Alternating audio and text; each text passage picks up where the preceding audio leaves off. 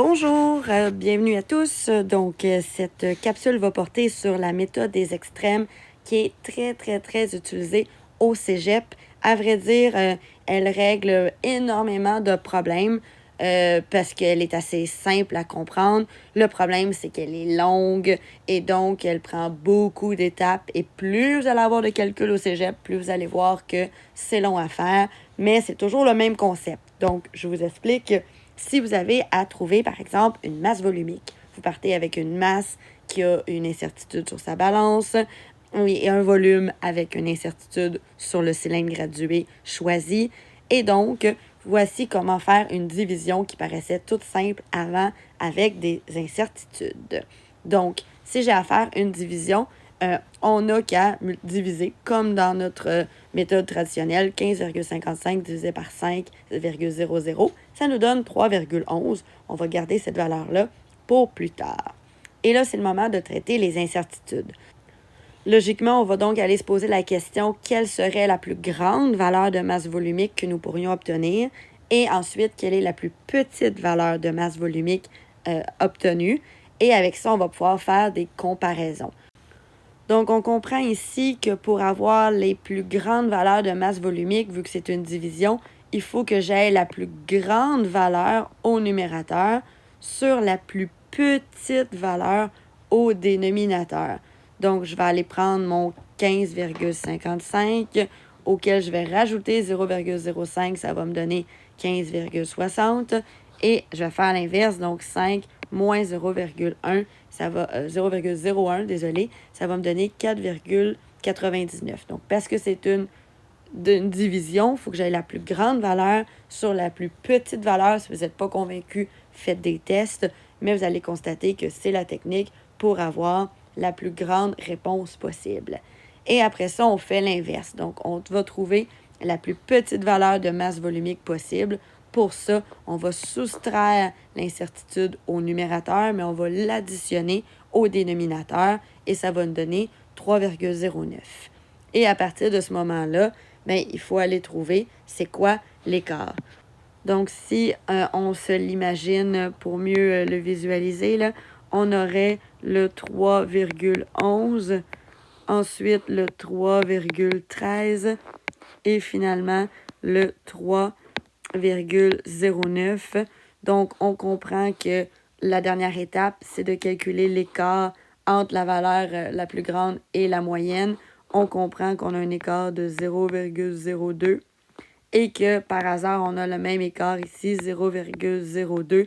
Donc, on n'a pas à se poser la question, c'est le quoi le plus grand écart, mais c'est parce que c'est la même chose. Donc, ça devient automatiquement notre valeur d'incertitude, mais advenant le cas où il y aurait deux valeurs différentes, vous allez voir, ça va arriver. Donc, ça va être la plus grande valeur qu'on va devoir utiliser. Si mon exercice t'a pas convaincu, je t'invite donc à regarder celui-ci, un deuxième, et après ça, on va le faire avec l'autre méthode, donc la méthode de transfert des incertitudes absolues à relatives, pour que tu vois qu'on arrive très généralement à la même réponse, malgré que la méthode des extrêmes est beaucoup plus précise, donc beaucoup plus utilisée au cégep. La tienne absolue en relatif là, est quand même très pratique, mais légèrement moins précise. Donc, on veut savoir la différence de potentiel. Donc, je te rappelle, secondaire 4, ça donnait U par rapport à une résistance R et une intensité qui était de I. La célèbre formule U est égale à RI nous permet de voir qu'on va faire 20 fois 0,5 pour trouver notre valeur à réécrire ici. Et après ça, on va avoir la plus grande valeur et la plus petite valeur de différence de potentiel. Donc, comme c'est une multiplication, j'ai besoin de multiplier les deux valeurs les plus grandes possibles. Donc, 20 plus ou moins 1, on va l'ajuster à la hausse à 20,1. Même chose, 0,5 va devenir 0,6. Ce qui fait qu'en les multipliant, on va avoir 12,6. 12,6 par rapport à 10, ça nous fait un écart de 2,6. Et quand on fait l'inverse, donc 19,4 parce qu'on a soustrait 0,1, 0,4 parce qu'on a soustrait 0,1 de 0,5, ça nous donne 7,96. Donc, quand on soustrait 7,96 de 10 pour retrouver notre écart, surprise, on obtient 2,04. Donc, ça te montre qu'on n'aura pas toujours le même écart à la moyenne. Et ça, la règle, c'est de prendre le plus grand écart en guise d'incertitude. Mais dans ce cas-ci, malheureusement, on vous rappelle que vous ne pouvez pas avoir plus d'un chiffre qui n'est pas égal à 0 dans votre incertitude.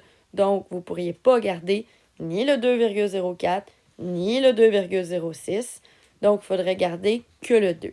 Si la réponse avait été 2,8 ici, à ce moment-là, je n'aurais pas le choix d'écrire plus ou moins 3. Mais comme là, la valeur, c'est 2,06, on est vraiment beaucoup plus proche du 2 que du 3. Donc, on garde le 2. Ça va nous donner 10 plus ou moins 2. Si on reprend le même exercice, les mêmes valeurs, le même calcul, mais que je le fais avec l'autre technique. L'autre technique, celle qu'on a vue avec les conversions d'incertitude. Donc, vu que c'est une multiplication, on a quand même 20 fois 0,5 qui nous donnerait 10 volts. Par contre, quand c'est une multiplication, selon la règle 4 qui nous a été donnée, une multiplication avec des incertitudes, on doit convertir les incertitudes absolues en relatives. Donc, comment on fait? On sait que 0,1 divisé par 20 fois 100, ça nous donne 0,5 %. 0,1 divisé par 0,5 fois 100, ça nous donne 20 %.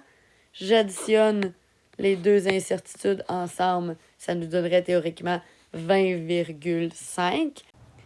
Et là, après ça, ça revient à la problématique de tout à l'heure sur la précision de cette méthode-là.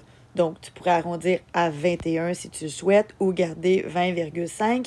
Mais au moment de reprendre la valeur, comme tu le vois ici à l'étape 3, et de reconvertir l'incertitude relative en absolu, c'est sûr que si tu as fait un arrondissement à 21, tu perds de la précision. Donc, admettons que tu gardes 20,5. Si on refait le calcul de 20,5 par rapport à 10, on se rend compte 20,5 % de 10, ça nous donne bel et bien 2,05.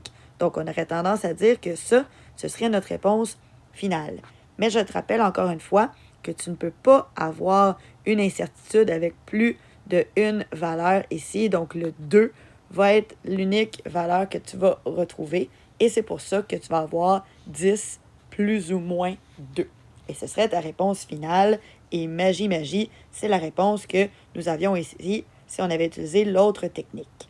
Advenant le cas où tu aurais décidé d'arrondir à 21, tu aurais eu 21 % de 10 et donc tu aurais obtenu 2,1 d'incertitude. Et avec le même principe, tu n'aurais gardé que 2 pour avoir qu'un seul chiffre non nul. Donc voilà cette petite capsule qui a mis en lumière la méthode des extrêmes. Je te souhaite une excellente fin de journée.